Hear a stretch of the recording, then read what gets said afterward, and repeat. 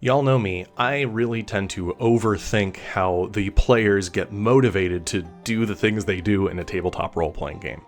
And so when Stephanie over at Stephanie Plays Games released a few videos about game loops and how you, as a game master, can master these sort of motivational structures to put your players through various gameplay activities, it really got me and the folks in my Discord server thinking about TTRPG game loops and how we can design them in the rules themselves. So in this week's video, I'm going to unpack my thoughts on how TTRPGs create game loops within the rules themselves, and go through a few examples from popular games so we can become not only better assessors of potential products we want to buy, but better game designers ourselves, allowing us to weaponize these sorts of structures to control or motivate the actions that the players will have in our games.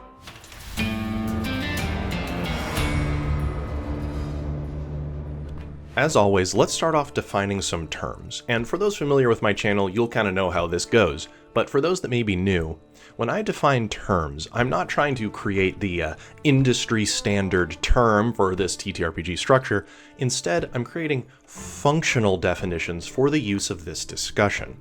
So if you disagree with my definition, definitely let me know in the comments below, but also understand that these are for the utilization in this video alone, and you don't need to take them as canon law. So put simply, a game loop is a series of actions that the players take when they play the game, that often end up in a cyclical manner, as in they repeat or you come back to them more than once. It doesn't have to be something strict like in a video game with quite literal gameplay loops. It can simply be sets of motivations and story beats that the players regularly work through. Now, Stephanie unpacks this concept with much more detail. Definitely recommend checking out her videos on this subject. But for the purposes of this video, let's just go with a series of repeated player actions that constitute the gameplay of a TTRPG. For example, you could have a TTRPG that explicitly says that during this phase of gameplay, the players will go and fight some monsters. Then they enter this downtime phase of gameplay in which they spend rewards, level up, and recover from their injuries before heading back out and fighting monsters to gain more power, to come back to town, and so forth. A lot of TTRPGs roughly fall into this sort of game loop. But how do those game loops come to be? Is it purely GM invention? Well, no. A lot of them are built into the tabletop role-playing game's design itself, and those designs come in two forms. The first form is explicit game loops. This is when the rules themselves explicitly detail when you enter different phases of play, how you move between them, and when they repeat. This is pretty common in, we would say, narrative-first games or Powered by the Apocalypse games, where you have a meta structure that you're navigating between when relevant as you tell this story. This can sometimes feel a little restrictive for those that are used to more open-ended style games because you are entering distinct modes, and that feels to some, I'm going to put big quotes around this, gamey. But the explicit mode isn't any better or worse than the second mode, which is implicit. An implicit game loop is one that results from the mechanics itself without the mechanics actually telling you you need to enter a new phase. It does so via usually positive and negative reinforcement. Negative reinforcement being things like attrition of resources, suffering injuries, hit point loss, equipment degradation, and positive reinforcement like rewards and XP and turning in quests. All of these can push the players into certain behaviors because the game rewards or punishes them in various ways. What results from those different systems is a game loop that happens a little bit more organically, we'd say, simply because that's how the game's been constructed. Now, for some folks, that is a little too nebulous, that you're not actually sure which mode you need to be in at any given moment, and you end up having to take more of the reins yourself as the GM to properly insert those motivations and rewards to get the gameplay loop you need. But it is more natural for the players in that their normal decision making leads them into a particular sequence of actions. And like I said, there isn't a better or worse here. These are just tools that we as game designers can wield. And one of the best ways we can look at these is to take a look at some examples. I have a few books here sitting around my desk, and I flipped through them and tabbed a few pages that I think would be relevant to show implicit and explicit game loops. So let's look at some books. Shadowdark is a great example of implicit game loops. This book provides certain positive and negative reinforcements to player behavior that pushes them into the game cycle that is intended for a dungeon crawler like Shadowdark. So let's take a look at how it does that. It uses a negative reinforcement via resource attrition in two ways. One is light sources. The darkness is incredibly hostile in Shadowdark, aptly named.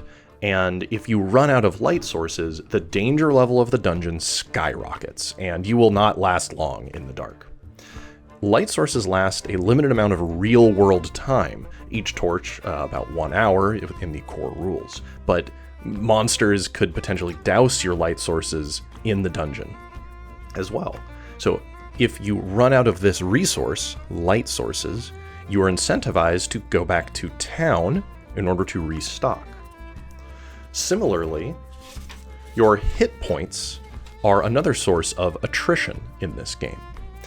And the reason why that limitation of hit points is an implicit game loop motivator is because you can't easily rest outside of town, particularly in the dungeons.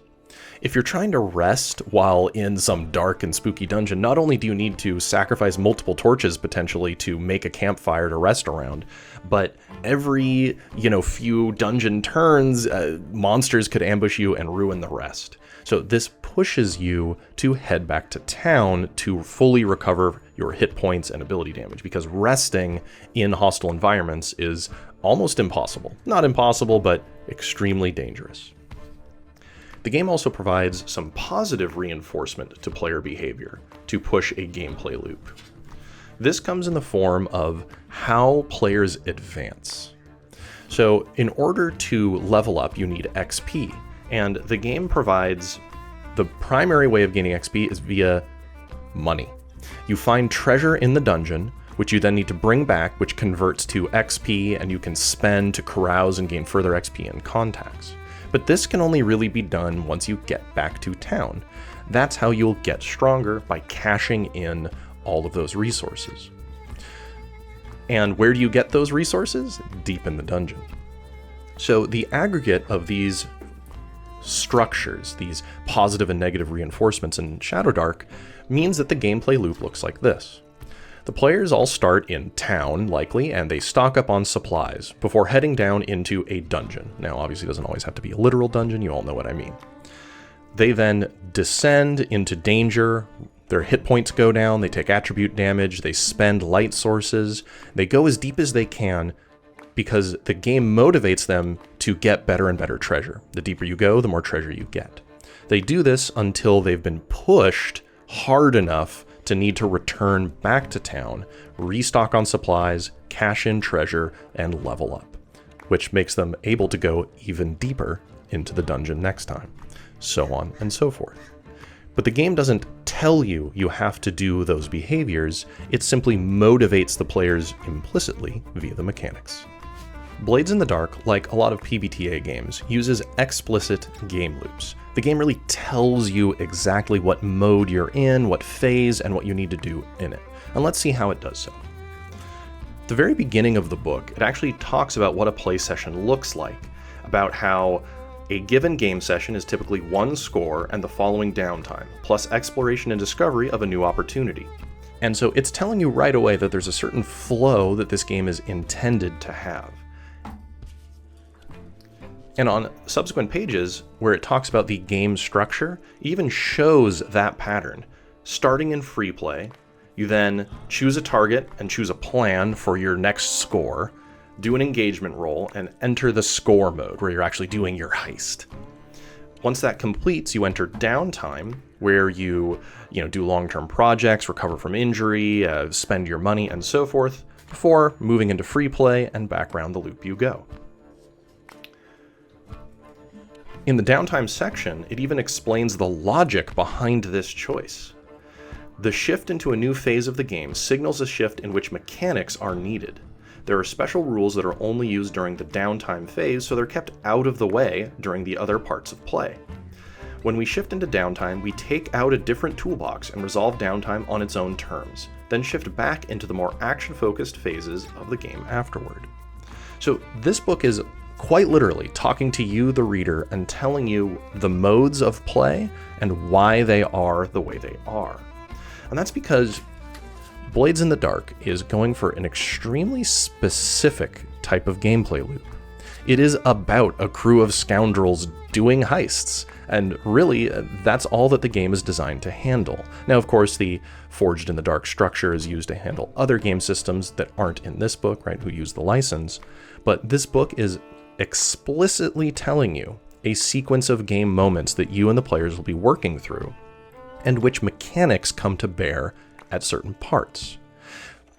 And a different game could have completely different explicit gameplay loops, if they were going for a different vibe. But that's what works well for Blades in the Dark.